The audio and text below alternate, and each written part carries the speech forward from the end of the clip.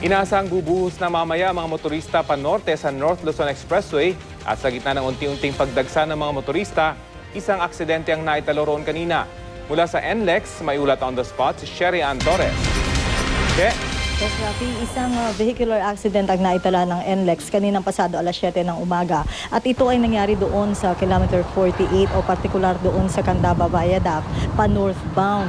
Ang concern dito, Rafi, o ang involved dito ay dalawang truck at isang Honda City na sasakyan.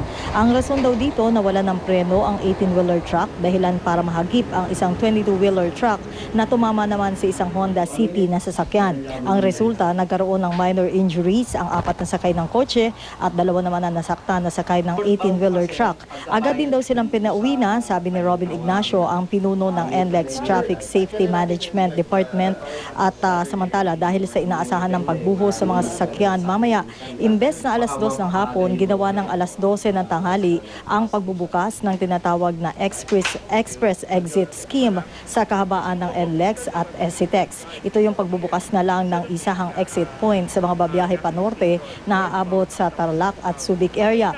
Imbes na sa Dao Toll Plaza magbayad na exit toll, sa Mabalacat na magbabayad ang isang motorista. Ang mga mag-exit sa Tarlac kailangan nila maghanda ng 277 pesos habang yung lalabas sa Subic 363 pesos naman. Ang express exit card na one-way lamang at epektibo lang sa isang araw, mabibili na sa mga dadaan ng gas station sa loob ng NLEX sa discounted prices simula ngayong alas 12 ng tanghali. Samantala, mabibili ito ng April 1 and 2 na mga babiyahe panorte at April 4 and 5 naman sa mga pa-southbound o yung babalik ng Maynila, sabi ni Ignacio. Sa ngayon, Rafi, nakikita raw ng NLEX Traffic Management and Safety Unit na lalampas pa sa 230,000 ang mga sasakyang babiyahe dito ngayong Semana Santa dahil sa binuksang Express Exit Scheme at mga pinaantabay na ring ambulant tellers at fishbone toll gates. Inaasahan daw na NLEX na wala na magaganap na traffic build-up sa mga dating choke points sa NLEX maliban na lang sa Bukawi at Mabalacat toll plazas. Ang tangilan daw posible magkaroon ng pagsisikip, sabi ni Ignacio,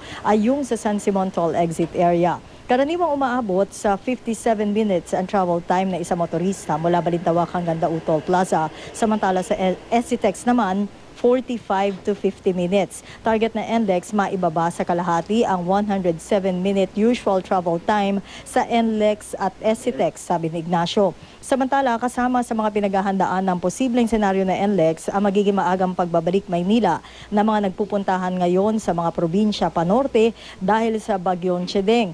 Sa ngayon pa lang, naglagay na rin ng fishbone toll gates at ito ay makikita sa may Bukawi exit. Rafi, narito yung ilan sa mga naging bahagi na ating panayam. Unang-una po, bago siguro bumiyahe, i-check mabuti yung sasakyan, yung kondisyon ng sasakyan, at siyempre yung nagmamaneho, siguraduhin na hindi siya inaantok, hindi siya nakainom bago magmaneho, lalo na ngayong Holy Week, it's going to be a long drive. Sa NLEX po, meron kaming mobile app na kung saan makikita natin yung traffic condition sa expressway. Tinitingnan namin na kung ano man po yung decision nila or yung yun nga po yung decision nila na uuwi na mas maaga or i-delay nila yung pag-uwi nila dahil nandyan na yung bagyo, is dapat makapaghanda pa rin po kami. Rafi, bahagi doon sa impormasyon na ibinigay sa atin nitong si Ginoong Ignacio, yung pagbibigay daw ng free towing service ng NLEX doon naman sa mga magkakaroon ng problema sa kanilang sasakyan. Ito ay para lamang sa mga Class 1 vehicles at ito ay mula 6 a.m. to 6 p.m.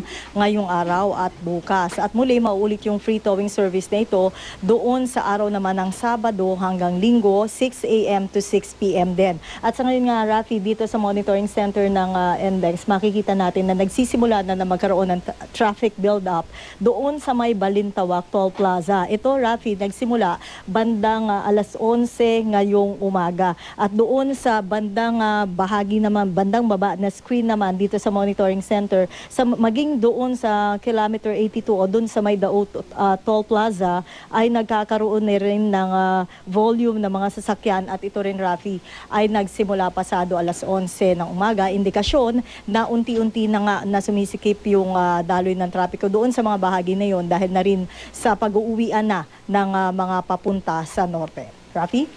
Shem, anong abiso ng pamunuan ng NLEX sa mga nagbabalak na magbiyahe ng madaling araw mamaya? Alam natin, bukas dadagsa ang mga tao, umaga pa lang at ngayong hapon siguradong dadagsa ang mga motorista. Pero yung mga babalak ng bumiyahe ngayong gabi at madaling araw, inaasahan bang matraffic pa rin dyan sa mga area na nabanggit mo, Ashe?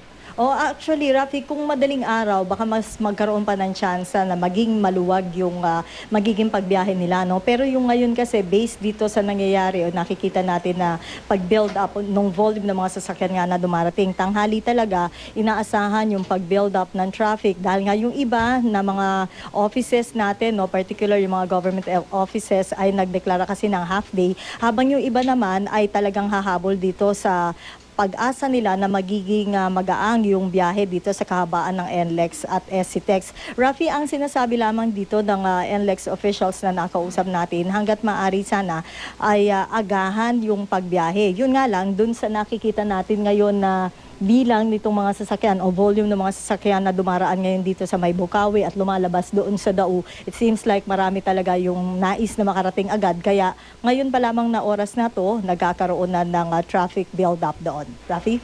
Okay, maraming salamat, Sherry Ann Torres.